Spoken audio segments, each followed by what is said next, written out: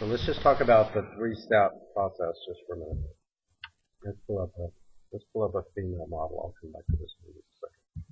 We're just going to talk about space.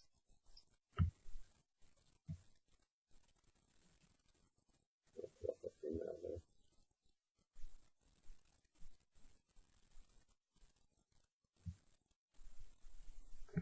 Okay, so let's look at the, I know she's a little taller than you, but it still shouldn't have any reference to your bend points. Your bend points are from your spine to your hip, from your hip to your knee, from your knee to your ankle. Let's do that same stick person. And let's look at her arms in relationship to her shoulders. And let's look at her arms in relationship. They all are. There's nobody's arms that are straight down. Because there's too much, you have too much angle between the shaft and I don't want to give you too much biomechanical analytics lesson here, but see how much less this angle is from the shaft to the arms and yours? Because you want to straighten out your arms when you hit it. Your arms are actually extending and rotating. Let's see where you come down. We'll go back to address in just a second, but let's look at impact and see if we see what's different. Alright, so you started here, right? Well, you couldn't get it back to there because your body's in the way, right? Your right thigh would be in the way if you came back on that line. So it came in much further away because your body's turning. I can tell that your hips are turning left. So you don't have any room to swing the club. So the club head goes outside or over the plane. You hit that on the field because of your hands and your arms had to come in further away because you didn't have as much room at address as she did. So from a cause and effect standpoint, I would bet that your middle finger would come close to the top of your kneecap, maybe an inch or so. But still, those bend points are not that different. Right. It's your arms that are different. So if I put your arms and your hands where I think they should be, which is right there, that's where I think they should be, I bet you would come down in the same position. Now you would have to move the ball to do that, right? The ball would have to be further away. Yeah. Okay. Does that make sense? Yeah. So the only difference biomechanically here in the swing, and I think a lot of it's predicated by setup, she's just a little bit more on her left leg and a little bit more rotated when she gets to the ball. Yeah. You're still a little bit flat-footed. Yeah. She's a little bit more turned with the left hip. I can see more of the left knee. So that's what I mean by sequence. Right? So let's talk about sequence just for a second. Right foot is already started. Yeah, yeah. And the right foot, actually, the heel of the right foot actually moves this way. It doesn't go this way. Yeah. That happens after you hit it. The right heel actually moves linear or inward. Her right heel is moving in toward the target that way. Not toward the toe up. Because then your hips would even be more closer to the ball. If your right hip and your toe goes this way, then you have less room to swing, right? Yeah. So let's look at from the top of the swing, and let's just watch her lower body. We'll do it from both angles. And I'm not going to say that that's perfect, but it's acceptable. Okay, it's a little bit what we call laid off and flat. She's got her arms and her club a little bit more up. But nonetheless, I've got players that are a little bit flatter. I just watched Matt Kuchar hit balls the other day, and he's really flat. But let's watch the transition with the legs. Tell me when you don't see her left knee anymore. Right there. Let's see when we don't see your left knee anymore. So, about right there. So look at the difference where the club is. So what she's doing when she transitions, she's got a lot more linear and rotary motion of the hip. She's starting more from the ground. How do you do that? You have to come up with some sensation or a feel. Some people feel like that they're pushing off their right leg. Some people feel like that their hips are turning left as fast as they can clear them. Some people feel it in the left knee. But it's always something from the ground.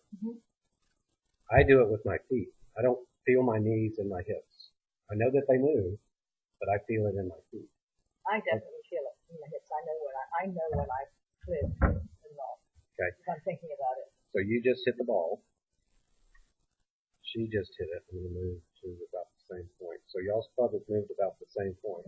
And again, she's obviously moving faster with her hips and her chest. Yeah. you should have been probably close to there at impact.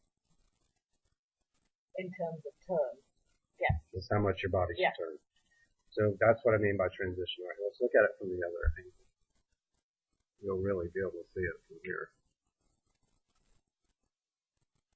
Ball position's good. I'm not going to change your grip. I think being a little bit stronger, this stronger grip is actually good for you, but don't change that. We're going to watch sequence. We're going to watch the same thing. And that's, again, that's acceptable. There is no perfect, but that's pretty daggum good. The only difference is she's higher. Yeah. She's Okay. more up. You're just a little bit more round. So let's watch.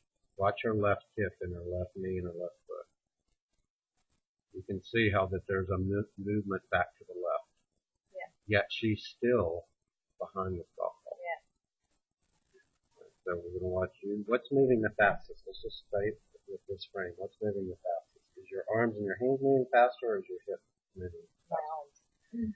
Your arms and your hands are moving exactly at the same time with your hips. And that's what creates the early release. And you have to throw the club. She's going to keep the angle between her hands and the shaft. Y'all's hands would move the same amount right there. Look at the difference for her shaft. Mm-hmm. Because she's using more leverage with the rotary motion of her hips. You watch your hips and your lower body right here. What's moving the fastest? The hand. Yeah. Mm-hmm. And what pulls the handle through is your core. Look at her hips and her chest. Yeah.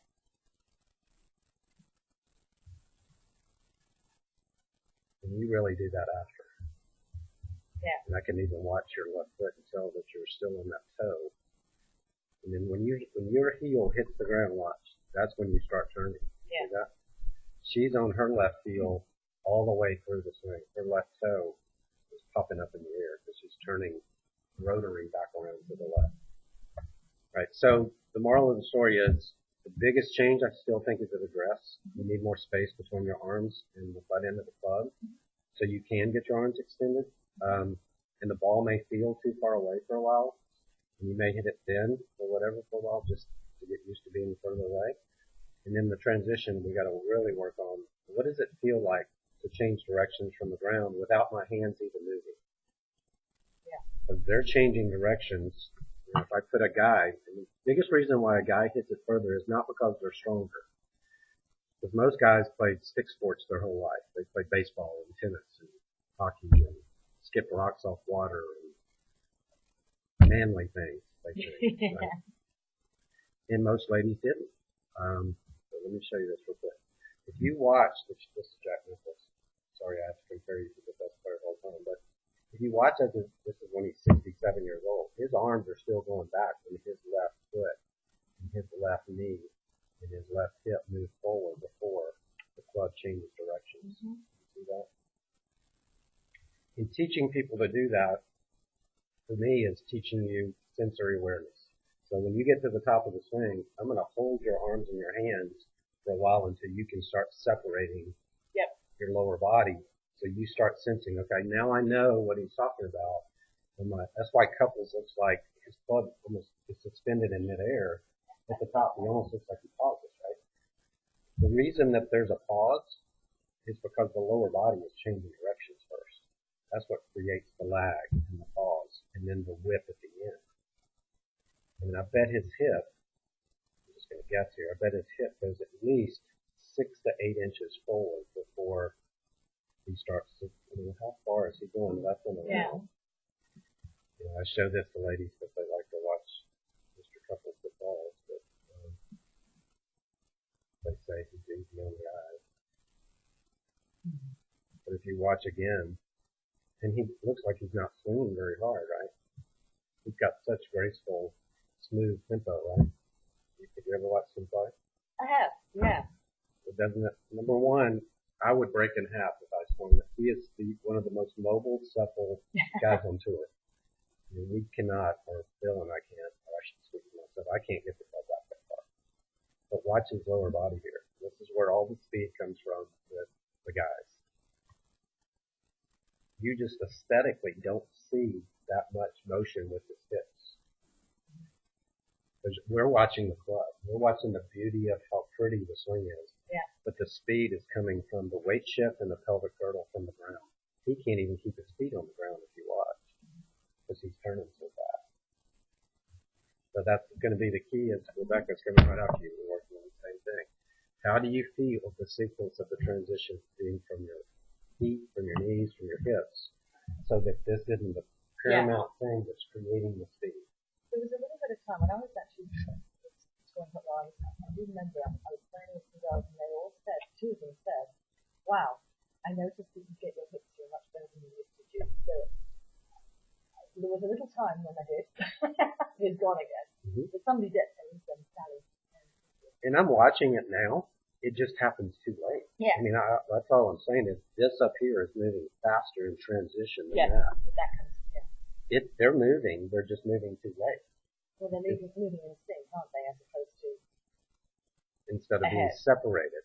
Yeah. If they move at the same time, there is no torque in the swing. That's what creates no lag at the end. You can't lag the shaft with your hands and your arms. I mean, if you ever hear a pro say go 1, 2, 3, 4, 5, 6, 7, and at the last second do that, fire 'em. Yeah. Because nobody does that. The club is always swinging in space in a reaction to how your body moves in space. So there is no, because the face would be wide open. If you thought about trying to hold the club, the angle of the club, as long as you could like this, the face would look like this. Yeah. And at the last second, your brain says, well, now I've got to square the face, so what are you going to do now? You dump the head. So And the girls are going to be noticing how much your hips swing, not how they swing in relationship to your arm. yeah, if I ever see a scoopy look of the club, this way, meaning that the head of the club is passing the handle versus the handle always leading the club head, it's always about the sequence. That's Really, I just missed every shot like that. not intentionally, you didn't. I'm just saying that that's the, when I put my hands on ladies' hands coming into impact, right, so your hands and his hands have moved the same amount, right? His hands are on his right leg, yours are on your right leg. Look at the difference where the shaft, you see the shaft is starting to bow this way. So that means that somewhere in the downswing, you've thrown the club with your right hand. The other. So now the shaft is backwards. Watch where he is at impact. So look at the handle. Yep. And that's the most common flaw. I did 18 videos the other day. That is the most common impact position for the 10 to handicap or above. That's what every single digit handicap that I've ever filmed looks like an impact. If their handle is in front of the club head. So training your wrist and training how that moves in the correct order, in the right sequence, is going to be more about what you do with your hips first, because that's your leverage, and then getting you to feel how your wrist actually moves. This is early release. This is rotating the club head. Like, I'm going to turn this off because you're not going to be able to hear me.